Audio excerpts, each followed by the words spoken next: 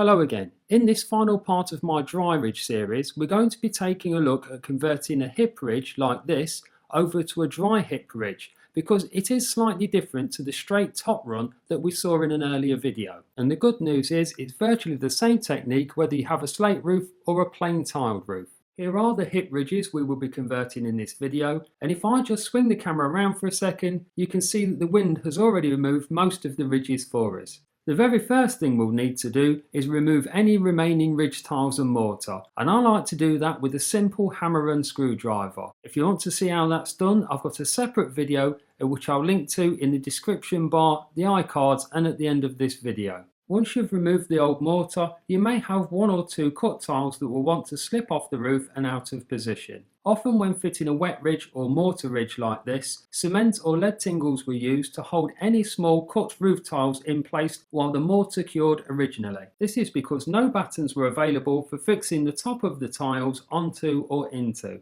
And if we just take a look above this tile to the one behind it, you can see not only a lead tingle, but two broken pieces of tile jammed in to stop it dropping. This is because interlocks on the tiles at the other side of the roof won't support the cut tile. It just wants to drop down. Now if we take this bottom tile off, you can see how that would have worked. So if you have a concrete interlocking tile like these, I would highly recommend that you get a dry ridge kit with these clips in them, or you can buy an additional hip accessory kit that contains both the clips and these hip support trays that we will be using later. As you can see, all I've done is fit this long leg clip behind the fascia and fix into it. The tile can then be placed back on into the clip, and the interlock of the tile beneath supports this tile from sagging. If you need some further up the roof, it's a simple matter of bending them into a hook shape and hooking them onto the head of the fully fixed tile below. And when the cut tile pops back into place, it's fully supported by the clip and the interlock of the tile beneath. These smaller head clips or C-clips are used for clamping together the tops of any cut tiles like these. And what they do is clamp the smaller cut to the larger tile next to it. The tension in the clip clamps the two together and stops the smaller cut dropping or sagging. And if I just zoom in, you can see how these work. Simple. Once you've secured every tile that either slips or sags, it's just a matter of making sure the roof tiles are dust free, ready for the next stage. If you're working with slates, you still get small cut slates wanting to fall away. In these situations, rather than clipping, you can drill the slate with a small titanium drill bit and push one or two galvanised clout nails through the small cut slate and into the fully fixed larger slate below. Another good method that a lot of roofers use is to simply stick the small sections of slate into position with high-tack fixal or silicone sealant. And on a nice dry day with clean slates, this works very well indeed. Cut plain tiles can be fixed with the clips that we've just seen, but often there are so many that you run out quickly when using a ridge accessory kit. As an alternative, a pack of crow clips like these are relatively cheap, and these just clip onto the head of the cut tiles, and then a wire is then wrapped around a galvanised clout nail that's secured into the hip rafter. Again, a lot of roofers will use silicone or fix oil instead, and if everything's clean and dry, it's still very effective. We're now in a position to fit the hip rafter brackets, and if I just move over to Photoshop for a second, I'll show you how this will work. This is pretty much the structural timber skeleton hiding underneath this roof, and it's this hip rafter that we're looking to fix our brackets to. If you saw my last video on dry ridge conversion, you'll probably have a good idea already of how these are going to fit. So I'm not going to repeat that, but basically they can be pushed through the undersarking and fixed at about every 500mm or so. There's normally enough brackets in the kit to achieve this, often with one spare.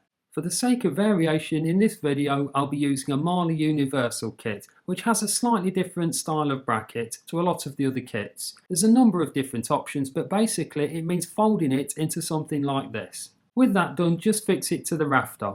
Ring shank nails are provided, but I always swap these out for screws, just in case I need to adjust anything at a later stage.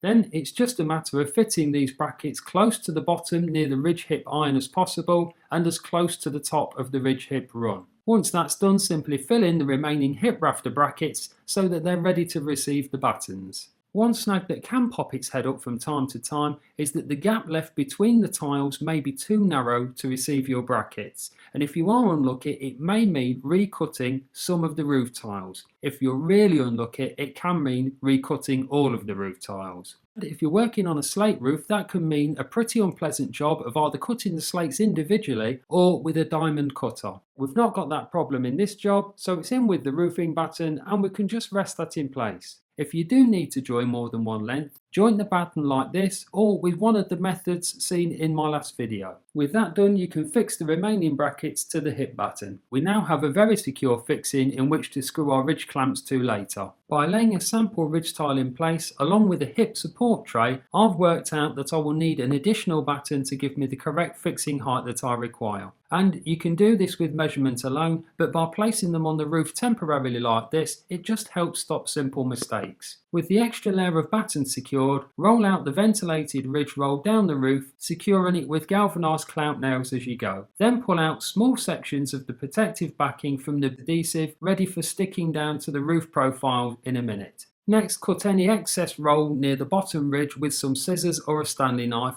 and fold it just underneath the bottom tiles, but not so that it fouls the guttering. Just work your way to the top of the roof, removing the backing and rubbing the flashings into the tile profiles. Now I'm going to fit these hip support trays, and I'd recommend that you fit these on any sort of large profile tile. The first rather obvious thing they do is add another layer of waterproofing protection, but secondly they add support to the ridge tiles when fitted, making them less likely to break and stopping the very ugly look that is stepping of the ridge tiles. The larger the profile of a roof tile, the worse this tends to look. It can also result in very poor clip pressure at the joints. With the bottom ridge tray in place, you can cut the corners with a saw or some tin snips. Once it's fixed into position, you add the next one and so on, overlapping each one slightly in a waterproof direction until you're complete all the way to the top of the roof, making any mitered cuts necessary at the top.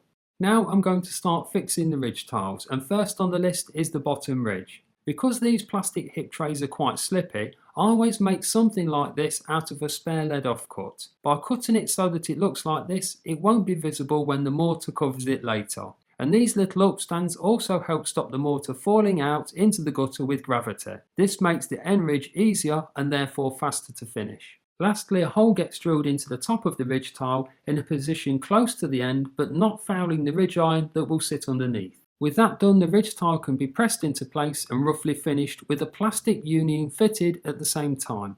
And as you can see, it's going to seat nice and neatly when it's finally clipped in. And that clip can also be cut down to reduce penetration as seen in the last video if you need it. Once it's pushed home, the next ridge can be slipped into position. Try to get 2 or 3 on at a time, that way you can make sure that everything is seating correctly before final fixing.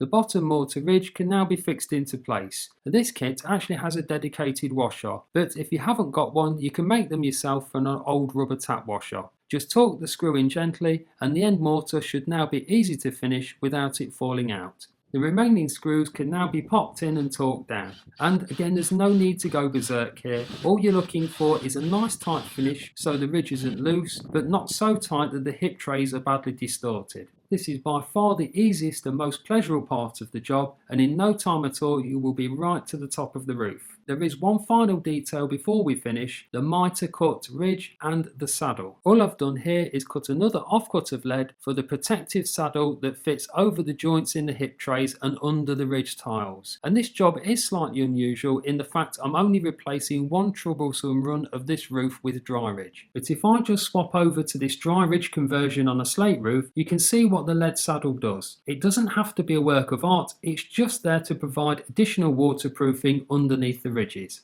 So back on our job, it's time to cut the final ridge tile to the shape I scratched on it earlier. I've also drilled a mechanical fixing point near the top of the ridge as well. To complete the job, the loose ridges are now rebedded onto a very strong mortar mix of wash sand, building sand and cement. With that done, the last ridge can be screwed into position and the cement work is troweled to a finish. And there you go, another project done. Well, I hope this video has helped in some way, and all the links here are also available in the iCards and the description. Thanks for watching.